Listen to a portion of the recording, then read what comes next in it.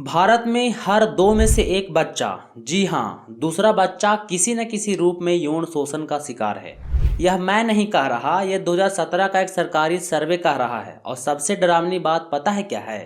ये दरिंदे कोई बाहर वाले नहीं बल्कि अक्सर वो होते हैं जिन्हें बच्चा जानता है। कोई चाचा, कोई मामा, कोई पड़ोसी।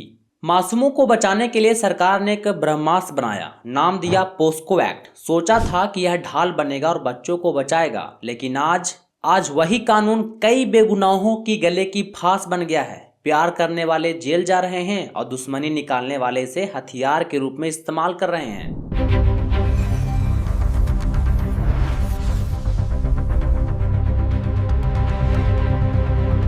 नमस्कार, मैं हूं केशव नेगी और आप देख रहे हैं द संडे स्कैन का तीसरा एपिसोड। आज हम उस कानून का पूरा सच स्कैन करेंगे जिसके बारे में कहा जाता है, बच गए तो ठीक वरना जिंदगी बर्बाद। आज की इस वीडियो के बाद आपको पोस्को पर कोई दूसरी वीडियो देखने की जरूरत नहीं पड़ेगी। चलिए पर्दे खोलते हैं। सबसे पहले आसान भाषा में समझते हैं कि ये पोस्को आखिर है क्या। पोस्को यानी protection of child from sexual offences act 2012। साल 2012 से पहले बच्चों के साथ होने वाली गंदी हरकतों के लिए कोई अलग से सख्त कानून नहीं था।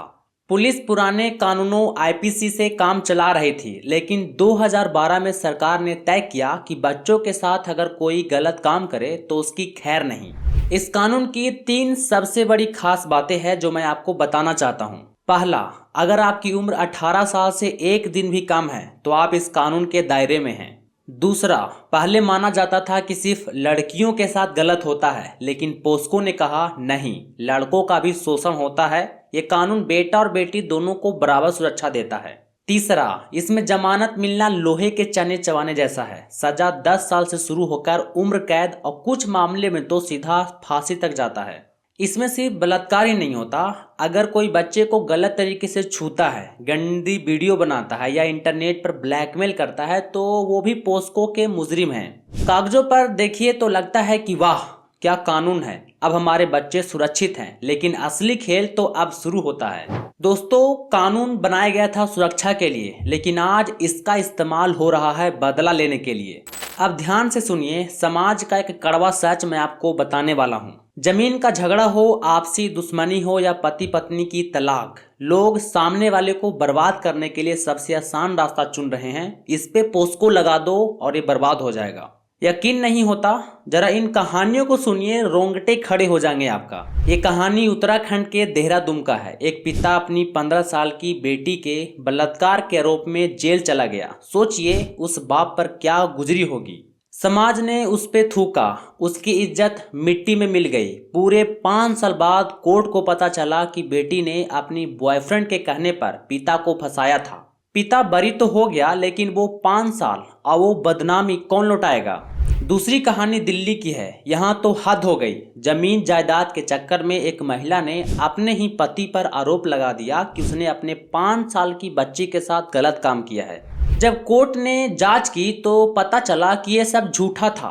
कोर्ट ने उस महिला पर 1 लाख का जुर्माना लगाया और कहा कि यह कानून का भयंकर दुरुपयोग है। सोचिए, जिस कानून को बच्चों की आवाज बनना था वो आज बड़ों के झगड़े निपटाने के हथियार बन गया है। अगर किसी बेगुनाह लड़के या पुरुष पर यह केस लगा तो कोर्ट उसे बरी भले ही कर दे, लेकिन समाज उसे रेपिस्ट की नज़र से देखता है। उसका करियर, उसका परिवार, सब कुछ खत्म हो जाता है। अब आते हैं उस मुद्दे पर जो आज के समय में सबसे ज़्यादा चर्चा में है, टीनेजर लव और पोस्को। हमारे देश में सहमति की उम्र 18 साल है। इसका सीधा मतलब है कि अगर कोई लड़की 17 साल 11 महीने की भी है और वो अपनी मर्जी से, अपने प्यार से किसी लड़के के साथ शारीरिक संबंध बनाती है तो कानून की नज़र में वो सहमति नहीं बल्कि रेप कहा जाएगा। सुप्रीम कोर्ट भी इस बात से परेशान है। कोर्ट ने खुद कहा कि पोस्को का सबसे ज्यादा दुरुपयोग किशोरों के प्रेम संबंधों में हो रहा है। होता क्या है कि 2 जवान बच्चे जो 16-17 साल के हैं प्यार करते हैं और घर से भाग जाते हैं, तो लड़की के घर वाले थाने जाते हैं और लड़के पर अपहरण और रेप के केस ठोक देते हैं। लड़का जेल चला जाता है और कम से कम 10 साल के लिए, और लड़की को घर वाले वापस बुला लेते हैं। ऐसा ही मामला हुआ था चंडीगढ़ में। सुनिए, पंजाब हरियाणा हाई कोर्ट ने एक केस आया। लड़का लड़की भाग गए थे, शादी कर ली थी, बच्चे भी हो गए थे, लेकिन लड़के पर पोस्को केस चल रहा था। जज साहब ने सर पीट लिया। उन्होंने कहा, अब ये पति पत्नी है, इनका घर बसा हुआ है, अगर मैं लड़के को जेल भेज दूं तो इस बच्चे का क्या होगा। कोर्ट ने केस को खारिज कर दिया। इसे ही कहते हैं रोमियो जूलियट केसेस। क्या 16-17 साल के लड़के को जो प्यार में है, उन्हें पेशेवर अपराधियों के साथ जेल में रखना सही है? यह एक ऐसा सवाल है जो हमें खुद से पूछना चाहिए। अगर आपको लगता है कि मैं बढ़ा चढ़ा के बोल रहा हूं, तो सरकारी आंकड़े एनसीआरबी के देख लीजिए। 2014 में पोस्को के करीब 9000 केस थे। 2022 आते आते ये संख्या 64,000 के पार हो गई। सिर्फ 10 सालों में 600% की बढ़ोतरी हुई। आप कहेंगे, केशव भाई, इसका मतलब तो अपराधी बढ़ रहा है ना, कि रिपोर्टिंग बढ़ रहा है? जी हाँ, अच्छी बात है कि लोग सामने आ रहे हैं, लेकिन सिक्के का दूसरा पहलू आप नहीं जानते हैं। सजा कितने लोगों को मिल रही है? 100 में से सिर्फ 28 या 30 लोगों को। मतलब 70% मामलों में या तो गवाह पलट जाते हैं, या सबूत नहीं मिलते, या फिर मामला झूठा पकड़ा जाता है। यह 70% आंकड़े चीख चीख कर कह रहा है कि कहीं न कहीं कुछ तो कुछ गड़बड़ है। तो दोस्तों, निष्कर्ष क्या है? पोस्को कानून खराब है क्या? नहीं, ये पोस्को कानून खराब नहीं है। ये कानून उन दरिंदों के लिए काल है जो सच में बच्चों की मासूमियत को कुचलते हैं। इसने हजारों पीड़ितों को न्याय दिलाया है।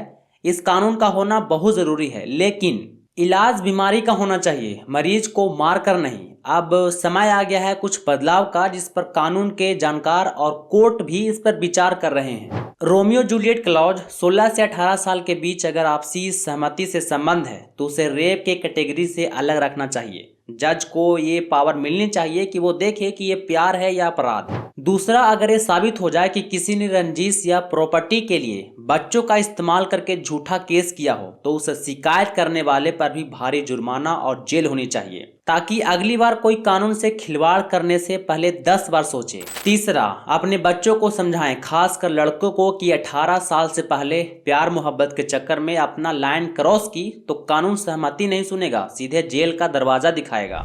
अंत में मैं बस इतना कहूंगा कि कानून को ढाल बनाना चाहिए मासूमों के लिए, लेकिन इसे हथियार मत बनाइए अपने बदले के लिए। जब एक झूठा केस दर्ज होता है तो नुकसान 2 लोगों का होता है। पहला, एक बेगुनाह की जिंदगी बर्बाद होती है, और दूसरा, उस सच में पीड़ित बच्चों का केस कमजोर पड़ जाता है जिसे वास्तव में न्याय की जरूरत थी। पुलिस और कोर्ट का समय बर्बाद होता है, सो अलग। जिम्मेदारी हमारी है, कानून का सम्मान करें, उसका दुरुपयोग नहीं करें। यह था द संडे स्कैन का आज का एपिसोड। आपको क्या लगता है, टीनेज लवर्स के लिए कानून में ढील मिलनी चाहिए या नहीं? अपनी राय कमेंट बॉक्स में खुलकर बताइए। अगर ये वीडियो आपकी सोच में थोड़ी सी बदलाव लाया हो तो इसे जरूर शेयर करें, शायद किसी की जिंदगी बच जाए। मैं हूं केशव विटनेगी, मिलते हैं अगले रविवार एक और कड़वे सच के साथ। जय हिंद।